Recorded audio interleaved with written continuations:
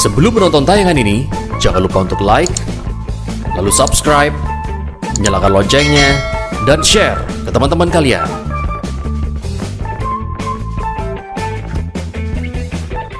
Assalamualaikum warahmatullahi wabarakatuh. Halo teman-teman sebangsa dan setanah air, balik lagi di Igor Vlog. Dan ini cukup spesial syuting malam hari ini. Gue nggak seperti biasanya syuting itu di malam, biasanya siang kan. Nah ini malam karena bintang tamunya memang bisanya malam hari. Dan ini saya juga datang ke tempat beliau ini cukup perjuangan, karena beliau ini banyak banget agenda hari ini gitu loh. Ini adalah teman lama saya dari SMP, SMA, dan hari ini kita akan mengupas abis sampai ke dalam-dalamnya seperti apa aktivitas dia selama ini, karena selama ini dia cukup aktif sih di sosial media, di politik dan sebagainya. Kita sambut teman kita, Erick Thohir. Ahmad Yunus. Apa kabar bro? Alhamdulillah, sehat. Ahmad Yunus ini boleh saya introduce dulu. Dia adalah teman saya dari SMP, SMA, dan tanpa disadari kamu itu sebenarnya bakat-bakat politiknya udah dari sekolah. Kalau gue menilai dari ini ya, dari kacamata sudut pandang saya, tapi emang bener seperti itu. Emang lu ada passion di situ atau gimana? Enggak, saya cuman suka berorganisasi. Suka berorganisasi. Hah? Jadi emang nggak pernah terbayang sebelumnya kayak ingin banyak teman berorganisasi. Jadi mungkin efeknya karena sering banyak bergaul dengan banyak orang. Ya seperti yang keterlanjutan. Kita pakai bahasa Indonesia aja ya, karena yang nonton kan subscriber kita juga banyak dari luar gitu loh. Karena selama ini Noi terbiasa pakai bahasa daerah. Oke, terus jadi suka aja berorganisasi awalnya. Terus mulai ketertarikan itu sejak kapan? Mulai bener-bener wah ini kayaknya aku menamakan comfortable gitu loh di situ. Sejak kapan? Iya, jadi di organisasi itu kita banyak dilatih dengan banyak hal ya, mulai dari komunikasi, kemudian mengelola orang. Jadi bukan hanya mengelola properti barang, tapi juga mengelola orang. Dari sana kemudian ada keinginan melihat banyak hal yang tidak selazimnya, itu seperti challenge itu. Jadi kok seperti ini sih, kok seperti ini. Andaikan kita punya kewenangan yang lebih luas, mungkin bisa berbuat sesuatu gitu. Tapi karena sekarang kewenangannya tidak punya power yang luas, jadi terbatas. Nah, mungkin hanya asas manfaat aja sih gitu. Nah, tapi kalau kita punya power, kita punya jaringan, kita punya kewenangan, ketika ada sesuatu yang tidak benar kita bisa perbaiki. Di organisasi itu kita diajari banyak hal dari kecil. Memang dari SMP, SMA, bahkan kuliah juga saya aktif di banyak organisasi. Nah, di sana itu kita dilatih banyak hal, sensitivitas kita melihat persoalan-persoalan. Nah, dari sana mungkin banyak hal yang menggugah akhirnya. Dan ini kayaknya kita harus berjuang lagi. Artinya kan kalau kita seorang aktivis tentu dimensinya dimensi perjuangan dalam tanda kutip. Jadi berbuat lebih banyak buat orang lain, itu harapannya bisa bermanfaat lebih luas lagi. Ya itu aja sih. Jadi akhir-akhir ini kan saya ngelihatnya kamu malah agak sedikit belok dalam artian konsentrasinya yang tadinya suka dengan organisasi segala macam, sekarang lebih ke entrepreneurship gitu loh. Lu bikin tanian kayak gini kan. Ini salah satu kafe yang cukup lagi viral di Sumeneb. Gimana ide awalnya, gimana ceritanya mau bikin tanian ini? Jadi sebenarnya kita dari teman-teman kan ini sebuah karya tim ya. Jadi nggak ada niatan untuk bikin seperti ini. Cuman karena dulu aktivitas banyak orang datang di rumah, sementara tempat yang tersedia itu terbatas. Jadi kita membeli tanah yang bisa menampung banyak orang. Jadi makanya pertama yang kita bangun adalah pendopo. Oh, yang kafe utama itu. Betul, ya. Karena di pendopo itu seluruh aktivitas teman-teman kita pusatkan di sana. Kemudian setelah itu kita berpikir lagi, kenapa kok tidak kita jadikan tempat yang kira-kira bisa berdampak secara ekonomi. Oh, Jadi kemudian kita coba create, dan ini sebuah challenge juga sih kalau kita lihat, karena kalau di Sumeneb itu pusat keramaian atau ekosistem ekonomi yang sudah jalan itu di kota. Oh, gitu ya. Iya, jadi katakanlah setiap malam minggu ramai itu daerah kota, sekitar alun-alun segala macam. Iya. Nah, daerah pinggiran seperti ini nggak dapat apa-apa. Nah, padahal kita harus bicara masalah pemerataan ekonomi. Bagaimana di daerah, di kota yang sudah ramai itu kita desentralisasikan, kita ratakan. Nah, termasuk di daerah ini agak masuk ke dalam, kita buat keramaian baru di sini, sehingga bisa naik, harga tanah juga akan naik. Nah, kemudian yang biasanya gelap sekarang jadi terang. Orang yang biasanya nggak kesini sekarang jadi kesini. Tertarik lah untuk datang ya. Sini akhirnya, jadi pusat keramaian itu terpecah lah konsentrasi. Tidak hanya di satu tempat. Tapi emang ide awalnya emang mau di tempat yang tadinya nggak dilirik malah ya. Betul. Jadi kalau tempat yang dilirik sekarang kan daerah kota sudah ramai. Di Sumeneb itu yang terdata kurang lebih hampir di kecamatan kota saja ada 40-an kafe. 40-an kafe 40 kafe di kota ya? saja, di kecamatan kota saja, dari yang kecil-kecil sampai yang. Nah, cuman kita dari sana kita berpikir kalau hanya buat tempat makan, tempat nongkrong, buat apa gitu? Buat apa? Udah banyak contohnya. Betul, kan. udah banyak. Nah, kita butuh tempat yang agak luas, dan akhirnya Tanian ini kita konsep Creative Hub. Jadi di sini ada perpustakaan, ada meeting, buat ruang meeting, kemudian event space. Jadi kita nggak hanya kafe aja, tapi dan kita sekarang lagi kembangkan semacam lapangan yang bisa dibuat untuk wedding outdoor, aktivitas outdoor di situ. Jadi emang pertama kali saya datang ke sini saya cukup kaget, ternyata banyak spot-spot menarik gitu loh. Tadinya kita mau syuting di apa sebutannya? Perpustakaan, tapi ternyata udah keseringan, udah dipakai buat konten, ya udah kita di sini aja gitu loh. Nah, berarti ide awalnya bikin Tanian pengen cari tempat yang tadinya nggak dilirik oleh masyarakat gitu kan. Dan antusiasmenya emang luar biasa ketika saya datang ke sini, banyak banget ternyata anak mudanya ya. Nah, akhirnya kita kembangkan, dan di lahan 2.600 meter persegi ini 2.600. Iya. Kita punya ambisi, dan bukan hanya ambisi saya pribadi tapi ambisi teman-teman milenial. Ini harus jadi tempat Creative Hub di Sumeneb. Jadi kalau di kota-kota lain Creative Hub itu sudah banyak, cuman di Sumeneb ini kita ada. Kamu pada saat bikin ini, kamu ide ininya semua dari kamu, atau kamu ini kan banyak teman-teman kita kan sebenarnya kan di sini 2002 gitu loh.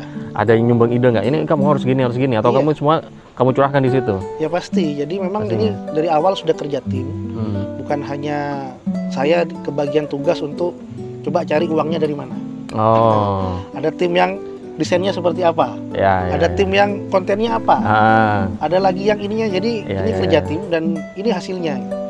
Kita keluar dulu lah dari Tanian inilah gitu loh. Setahun yang lalu saya tempat melihat berita-berita gitu kan, di teman saya ini mencalonkan, masih bakal calon kan, masih bakal mencalonkan kepala daerah gitu loh. Gimana ceritanya? Punya ide awalnya tuh siapa yang kenapa lu pede gitu loh? Kenapa kau pede untuk menjadi kepala daerah di situ saat itu? Ya sama ya, kita keluar saya keluar dari Sumeneb tahun 2002 kan. Iya, tahun 2002. Dan sejak itu udah nggak pernah balik lagi Sumeneb. Kuliah di Surabaya, langsung kerja juga di Malang segala macam, nggak pernah balik. Nah, kemudian ada momentum pemilihan kepala daerah.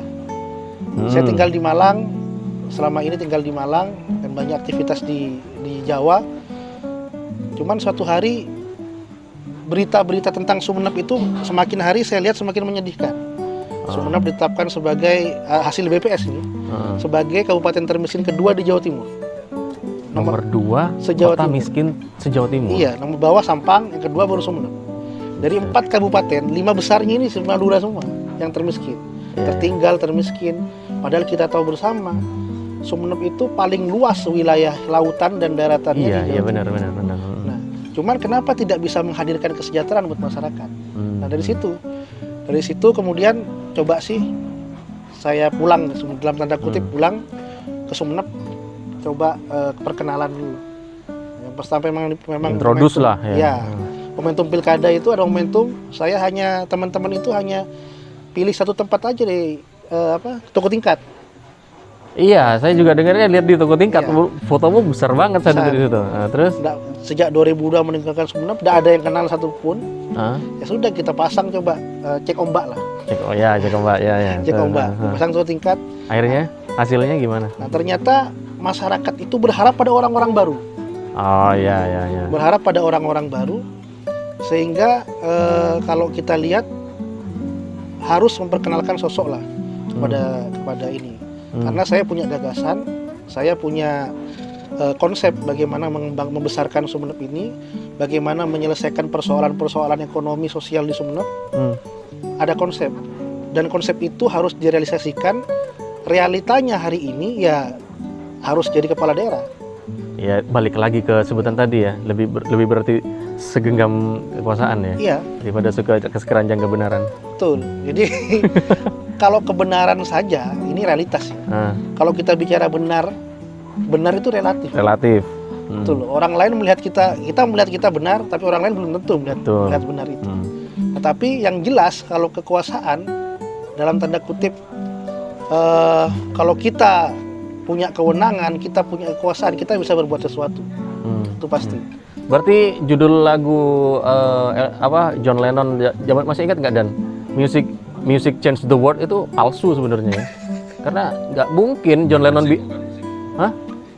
Jadi nggak mungkin kan musik itu bisa merubah dunia. Yang bisa merubah dunia adalah kekuasaan, tetap kan. Betul.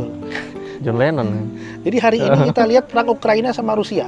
Ya, Ya kan? itu gimana tuh? Katanya kita mau bahas itu tadinya. Iya. Gimana? Perang Ukraina sama Rusia kan sebenarnya konflik yang dulu Ya, saat masih ada Uni Soviet. ya. Artinya perang ideologi antara Barat kapitalis dengan komunis Uni Soviet. Kemudian Uni Soviet pecah, salah satunya di Ukraina ada Rusia. Nah, Ukraina ini bagian dari Uni Soviet dulu. Ya. Ketika Ukraina berminat masuk ke NATO, gabung ke Amerika, ini mulai ada persoalan. Nah, karena dari sini kita bisa belajar ternyata memang persoalan-persoalan itu untuk mengatasi sebuah persoalan harus paham secara filosofis. Nah, secara paham filosofis harus sudah paham. Nah, bagaimana misalnya masalah kekuasaan. Kita bicara kekuasaan tidak hanya pragmatis, tapi secara kekuasaan itu kita harus bicara berbuat sesuatu untuk orang. Itu prinsipnya sih kalau saya. Kalau misalnya kekuasaan hanya pragmatis ya seperti hari ini. Pembicaraan kita sudah terlalu berat, jadi kita harus balikan ke yang ringan lagi. Jadi biar nggak terlalu ngantuk, ini udah hampir jam midnight kan, bro. Jadi kamu kan di sini bisa dibilang cukup menonjol lah ya di angkatan kita, 5 angkatan ke bawah, 5 angkatan ke atas itu cukup menonjol gitu loh. Kamu tertarik lagi nggak untuk nyalonin lagi di berikutnya? Pastilah ya. Nggak kapok kan? Nah, begitu awalnya tes cek ombak ya. Begitu saya kesini, tahu kondisi di Sumeneb, ternyata untuk berbuat untuk Sumeneb itu tidak harus jadi kepala daerah. Oh ya? Kalau kita lihat APBD Sumeneb itu ngeri.